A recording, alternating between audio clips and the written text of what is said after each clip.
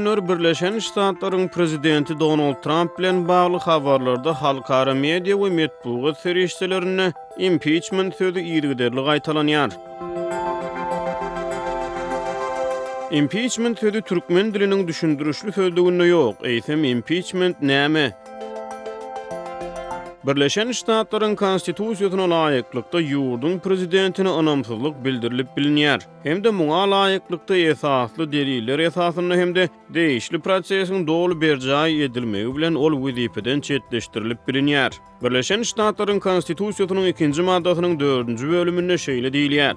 Amerikanyň Birleşen Ştatlarynyň prezidentiniň orunbasary we ähli raýat gullukçylary dönüklükde, paraxorlukda ýa başga jenaýet boýa hata iş etmekde aýyplanyp onam bildirmezlik ýagny impeachment hukugy esasynda wezipesinden çetleşdirilip bilinir.